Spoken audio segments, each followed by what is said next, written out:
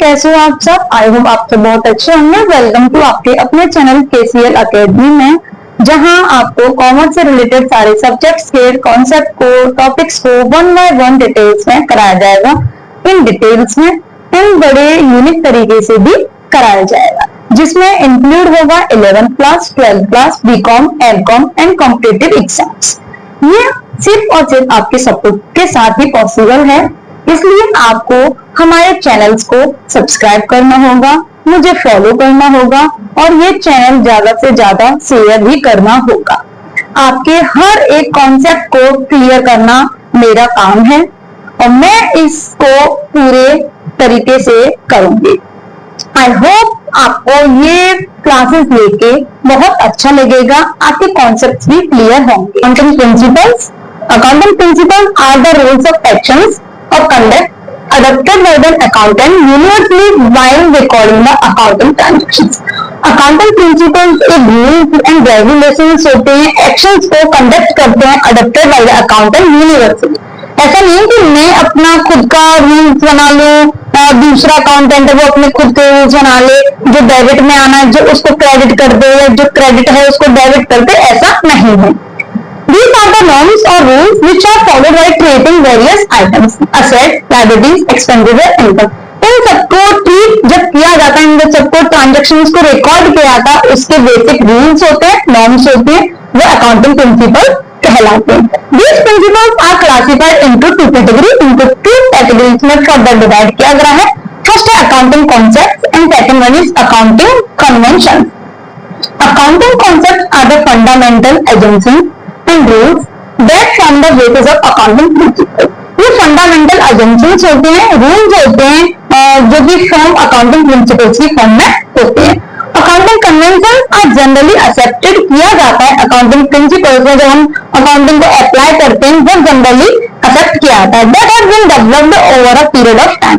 ये जो है डेवलप होता जाता है over a period of time से। अकाउंटिंग कॉन्सेप्ट्स और अकाउंटिंग कन्वेंशंस में क्या क्या पॉइंट्स आते हैं, क्या क्या अकाउंटिंग कॉन्सेप्ट्स हैं हमारे, क्या अकाउंटिंग कन्वेंशन है, इनको भी हम पढ़ेंगे। अब हम आते हैं अकाउंटिंग कॉन्सेप्ट्स पे। इसमें हमारा है फर्स्ट एक्चुअल कॉन्सेप्ट्स।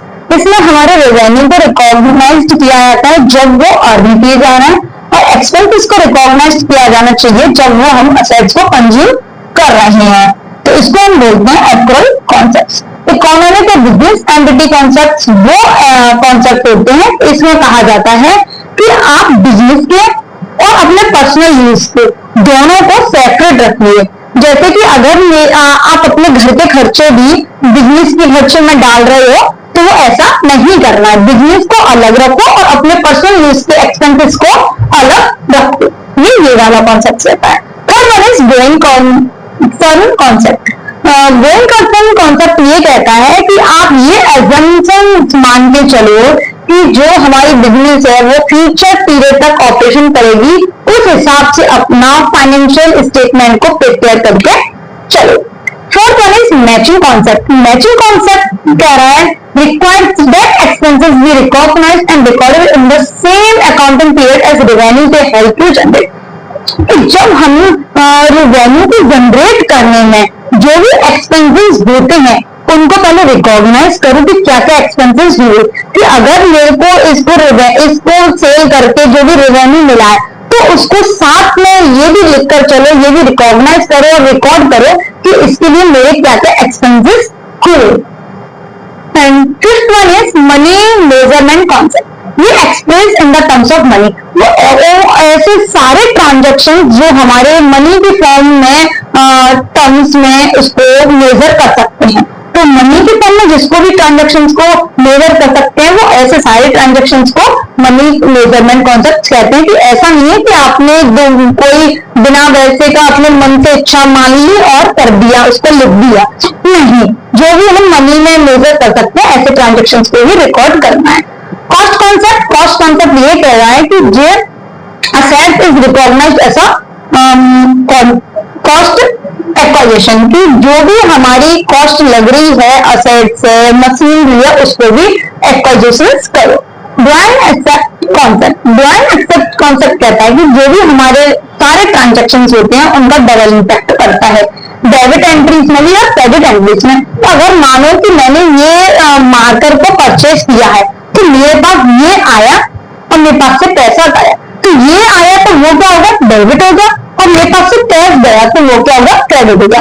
तो ये इसका ट्रांजेक्शन जो भी हुआ वो दोनों एंट्रीज पे इफेक्ट किया। इसको बोलते हैं double dual asset concept. And 8th one is accounting period concept. Accounting period concept कहता है कि follow the same period of calendar year या फाइनेंशियल ईयर का, हर एक साल का फाइनेंशियल ईयर का आप स्टेटमेंट बनाते चलो कि ताकि हमें फाइनेंशियल पोजीशंस की पता चल पाए कि हमारे बिजनेस की, हमारी कंपनी की फाइनेंशियल पोजीशन कहाँ है, हमारी फाइनेंशियल पोजीशन ऊपर तक जंप कर रही है, अच्छी चल रही है या नीचे है, या फिर और हमें मेहनत करनी है। ये सारी चीज फाइनेंशियल पोजीशन को एग्जैक्ट पता करने के लिए फाइनेंशियल ईयर्स में ही अपने रिकॉर्ड करो। ऐसा नहीं है कि इस साल का हमने कुछ टर्नओवर नहीं पता कर पाया और हम अगली साल जाके इस साल को वो कर रहे हैं, तो हम इस साल का कुछ करेंगे नहीं तो हमें पता चल चलेगा कि हमारी कंपनी में लॉस हुआ या प्रॉफिट हुआ। हम आते हैं अकाउंटिंग कन्वेंशन से। ये है हमारा फर्स्ट, इसमें कंसिस्टेंसी। ये कहता है कि apply the same method period to period. हमारी एक कंसिस्टेंसी होनी चाहिए। ऐसा नहीं है आज कुछ और है कल कुछ और है, सेम पैटर्न पर हमें काम करना है। Full disclosure. फुल डिस्क्लोजर का मतलब है कि reveal all the necessary information clearly and adequately. जो भी फाइनेंशियल इंफॉर्मेशन होती है कंपनी की, उसको क्लियर और एडिक्वेट नेसेसरी इंफॉर्मेशन जो है उसको रिवील करना चाहिए, ताकि जो उसमें इन्वेस्ट करने वाले हैं या फिर कोई भी आपसे सामान परचेस करेगा, आपका ट्रस्ट तो जब ही करेगा ना जब उसको क्लियर और एडिक्वेट इंफॉर्मेशन मिलेगी, तो वो तभी मिलेगी। कंजर्वेटिज्म। कंजर्वेटिज्म कहता है कि record potential losses and liabilities as soon as they are foreseen. ऐसी लॉसेस को और लायबिलिटीज को शो करो जो इन फ्यूचर हमें मिलने वाली है, but only record the revenue when they are certain. लेकिन रेवेन्यू वही रिकॉर्ड करो जो निश्चित हो, सर्टेन हो कि हाँ ये हमारे रेवेन्यूज हैं, ये हमें मिल रहे हैं। Materiality focus on what is important.